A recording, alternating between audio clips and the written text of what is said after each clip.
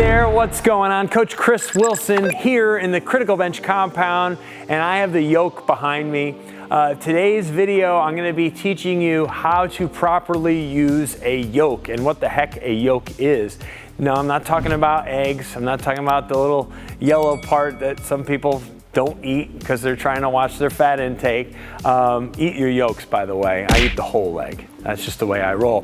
The yoke behind me is actually a very popular piece of equipment for strongmen, guys who compete in strongman competition, young athletes who are trying to get stronger for sport, just because it's a great way to walk under load, to carry heavy weights for distance. And what I'm going to be showing you today is really more yoke for fitness, for general health and strength, but I'm not doing like the heavy big boy work that you will see. I mean, you could put hundreds and hundreds of pounds on this piece of equipment if you are, again, a strongman competitor and you're looking to walk with 500, 600, 700, 800 pounds on your back.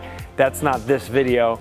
This video is how to use it properly and safely and still work with 200-300 pounds and get a good workout. Okay, so first thing I do is I like to put a little bit of chalk on the bar. I have a little bit of chalk in my hand still, and I try to chalk the bar a little bit just so it moves a little bit better on your back. The key is to make sure that the bar is set at the proper height when you're using a yoke. You don't want it to be up too high, so when you go to like walk with it, that it's skimming and grabbing the ground. So you don't want that, and you don't want to be having to get under it way down here, so that when you're walking with it, it's too high up off the ground. The key is to find the distance that makes the most sense for you. So as you can see where the bar kind of lines up right here on my back as I kind of lean up against it, you want the piece of equipment to probably be anywhere from 2 to maybe 3 inches up off the ground as you're walking with it, okay? Another thing when you're getting in a position is make sure that the yoke is not like up on your neck. Just like you would squat weight with a barbell, you don't want the weight to be up on your neck like you see here. You would want the bar to be down on the meat of the upper back, on your traps, okay? And then kind of get your hands into position. So the way I usually get in position is I usually come from this side, and I kind of come under it and get a feel for like that spot on my back, and keep my hands on the bar, and then I get my feet lined up directly underneath the bar. So all I have to do is simply stand straight up, okay? So my hands are just there to support and keep the bar from kind of like rolling off my back. But I'm standing up nice and tall, good posture, looking forward out at the horizon, okay? Now, this piece of equipment without any weight on it at all is roughly 120 to 135 pounds. I forget exactly the weight of it, but that's roughly what it is without any weight on it at all. So if you're looking to utilize the yoke for just a good workout and to get accustomed and used to walking under load, I would say do your first few sets without any weight on it at all. So let me show you what that would look like. So again, my comfort level of getting into it is to start back behind it just like I would with a regular barbell squat, come up under it, find that meaty part of my back that's not up on my neck, line my feet up, and then just stand up. And then from here, I'm just gonna take small, good, strict steps, okay? And I'm not trying to do anything funny. Now you can go faster. I can show you a faster version of that, but you want to keep your steps small. So not too big of a stride length. Keep them small, but just move faster. Okay? Another thing that you'll notice sometimes, and I'm not really doing it right now because there's not really any weight on this thing, is when you when you're done and you want to put the mechanism down, you can kind of keep your body moving forward and let the mechanism almost like drop behind you. So let me show you what that would look like, and then I'll start to show you how to start loading this with some weight. Okay, so I take it up, and I'm gonna do some like a kind of a fast step, and then I'm gonna leave the yoke and keep moving. So I'm here, and then I can do that too. So, and you notice it kind of bounced a little bit and moved a little bit. When you start loading the corners, it's not gonna do that. The weight's really gonna keep it grounded. And the reason you do that is you can keep your momentum moving in the direction that you're moving in, so that it's like kind of like a safety thing. Keep your body moving and then just drop that thing off your back and get away from it, okay? Sometimes if you're going at pretty fast speed, you wanna just not try to put the brakes on and maybe hurt yourself or do anything to your spine unnecessarily, like come to a full stop and set it back down. This is not a squat. You're not squatting this, you're just holding it on your back and then releasing it off your back, okay? And I just wanna see you do it safely. So I'm gonna walk it back so I can put weight on the corners. Okay, so we're gonna bring it back here, and I'm gonna also, not that I need it just yet, but look, I got a weight belt. I don't typically wear weight belts unless I'm doing something that has more demand, where I really want to feel that extra added support through my trunk, through my core. Then I will use a weight belt. So if you're squatting very heavy, deadlifting very heavy, or even using a yoke, a weight belt is good because it's just extra things to brace your core against. So you want to pull that thing as tight as you can, uncomfortably tight.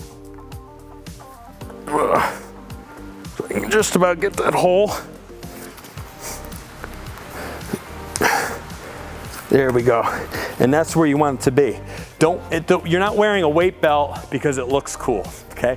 Nothing really looks cool about this, but it's very supportive, and I can feel my trunk and I can feel my core braced and supported by it, okay? So it's a good thing to wear in the moment when you're just about to do something that's heavy and more demanding on your body, okay? So first, let's just grab a pair of 25s. Now I'm grabbing a pair because I'm gonna put them at the corners. So now I've front loaded and back loaded this, but it's balanced from one corner to the other. I don't have the weight all on the right or all on the left. So I have an even distribution of weight from left to right and front to back. It's not much weight at all. It's 50 more pounds, but it's a great start. And it might be just enough for you, since we're doing this more for just general fitness and strength. And as you can see, when I'm walking at a pretty quick tempo. I'm always getting under it the same way, lifting it, and then taking small strides, keeping safe, moving, and drop the mechanism and get away from it, okay? So that's a great way to use just a little bit of weight on this. What I'm gonna do now is I'm gonna put some real weight on this.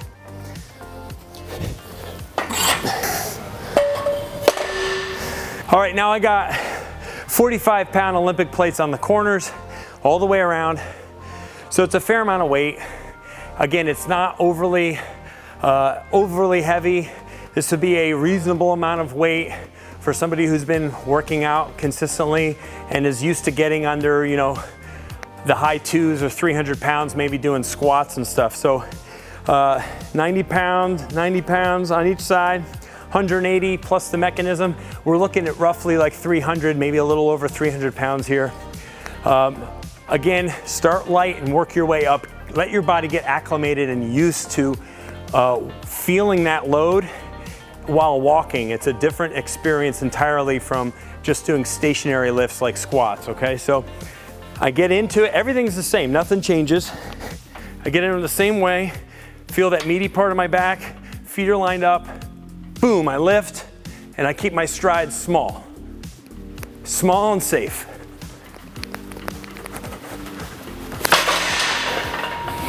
Same thing, right underneath, boom, and then just walk.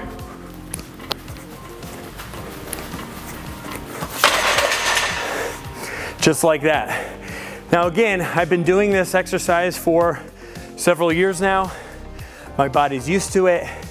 I've done a lot of different types of carries, weighted carries on the turf with kettlebells, overhead, yoke, the whole thing. So I have a bit of a comfort level, I guess you could say, with how this feels. That might not be you. So if you don't want to start with a yoke, start with just a farmer's carry, dumbbells in your hands, the farmer's bars in your hands, kettlebells in your hands. At your side, you can hold them in rack position. You could even hold weight overhead. You can do overhead work with the yoke too. Probably not with this much weight. You take all the weight off, just like I showed you in the beginning, and you can actually press the yoke and do an overhead yoke carry. I will be making more videos showing you other ways to incorporate the yoke into your training, other workouts that you can be doing. It really is a fun piece of equipment. Do it safe, go at your own pace, know what your limitations are, listen to your body, and use that weight belt once you start getting up in weight. And then just go for distance. You could go for time, but we on the turf here, it's perfect to come down, put it down, and then go back. And that would classify like one set for us. So that'd be my recommendation, something 20 to 25 yards of distance, and do like a down and back, and then do multiple sets of that. Hope you enjoyed this video and this is helpful to you, and you start to incorporate yoke for some fitness and some fun strength training in your life. Hey, before you go, check out this video playlist that I'm going to share with you. It's some other really cool turf exercises and drills, stuff that's strength-based, resistance exercises, ways that you can have fun with different pieces of equipment on the turf. Be sure to check that out. It's in the pinned comment down below. It's everywhere in this video, the description area, in the iCard, and in the end screen that's coming up. Thanks so much. Give me a big thumbs up. Be sure to leave a comment or a question for me. I'd love to see what you have to say about this exercise. And don't forget to subscribe to the Critical Bench YouTube channel. We will be seeing you very soon.